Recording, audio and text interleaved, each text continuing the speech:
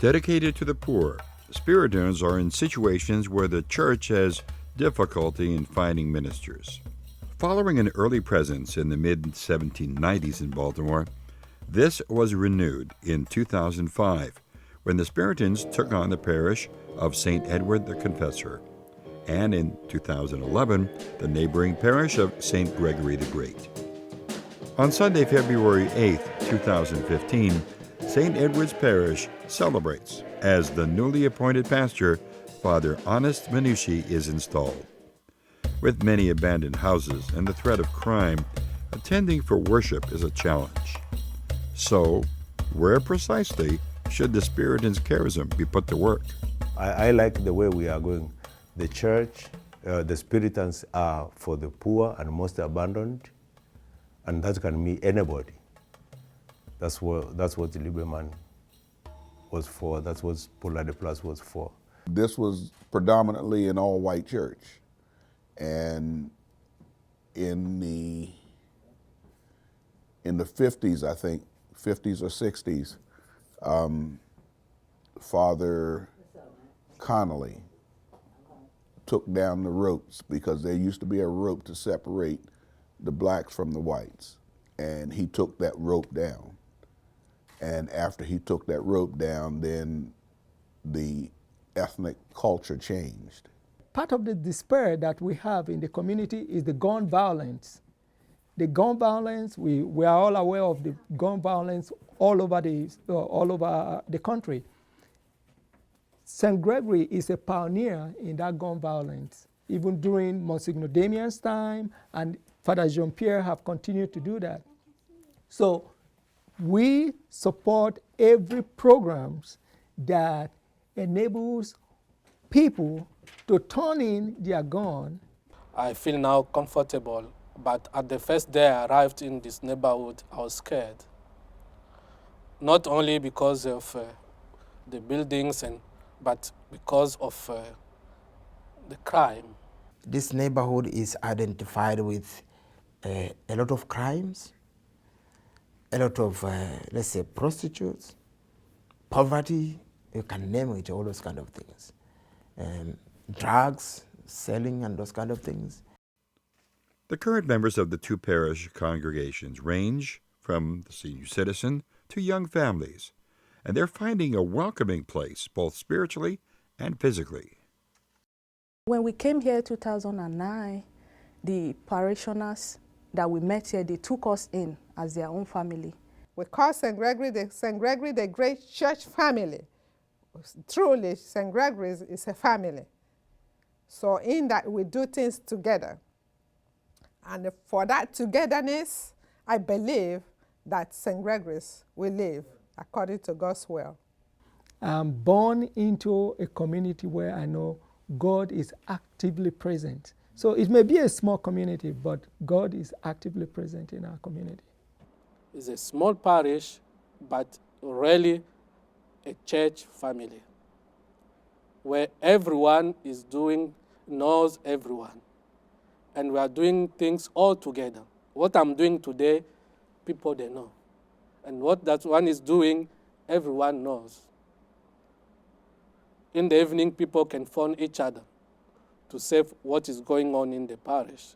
So that is making me so happy. It's always kind of been the same family-oriented kind of church. Depending on what was going on, we've kind of taken on different social issues as they come along. But it's always been very family-oriented, very community-oriented. Outreach is important to the success of St. Gregory's and St. Edward's. This is seen in the programs offered to the community. Well, the pantry is another ministry where every Monday and Friday we give out food to those who are less fortunate than ourselves. And another ministry is our evangelization ministry, where we go out to evangelize to the people in the neighborhood.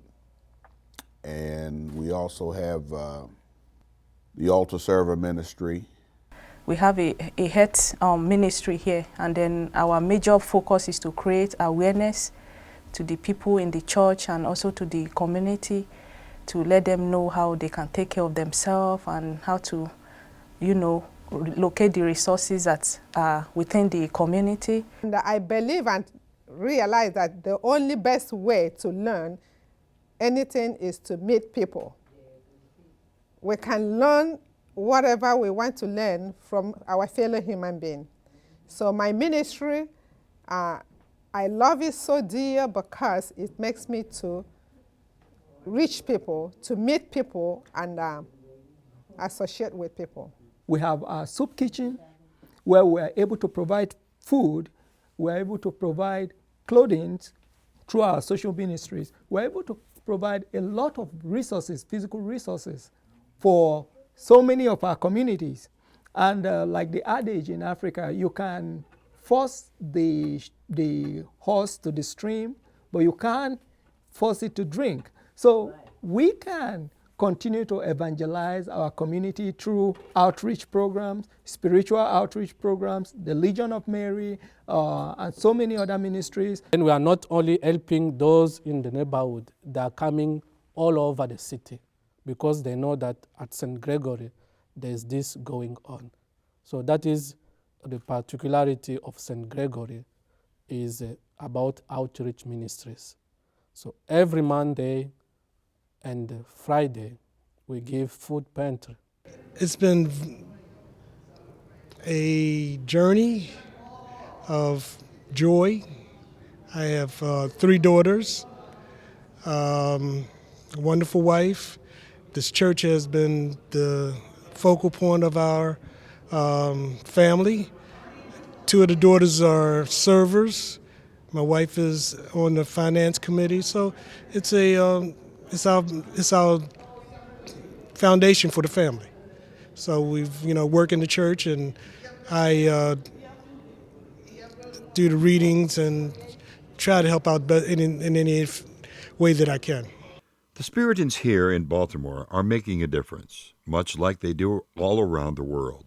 Spiritans always find a way.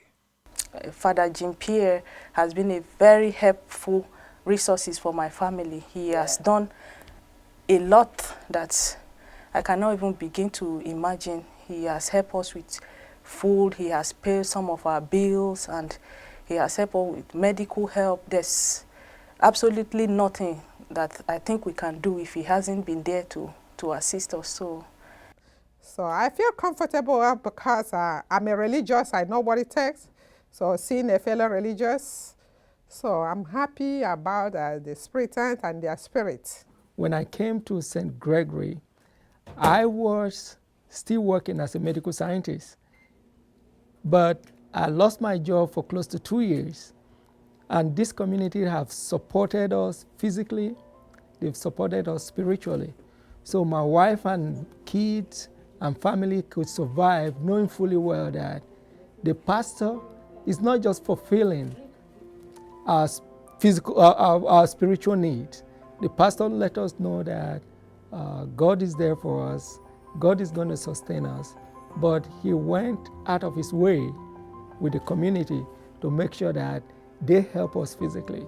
What I discover is that each life there is sufferings, but I discover in the sufferings as missionaries,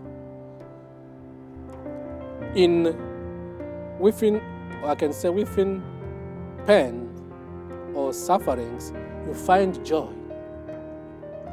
You are suffering within you, but the joy is coming out from your sufferings.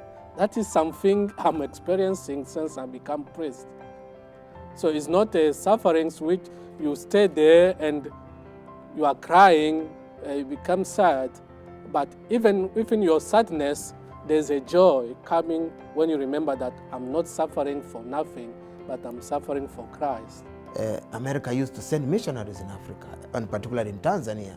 So for us coming from Tanzania as missionaries here, it was a kind of a shock for me.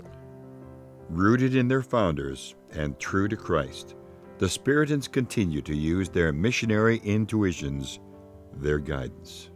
Libermann and Claude Poullart left us a very rich opportunity to bring Jesus to the people. Learning the culture, knowing why things are the way they are, really it made me find that I'm a missionary here, though we are not considered as missionaries.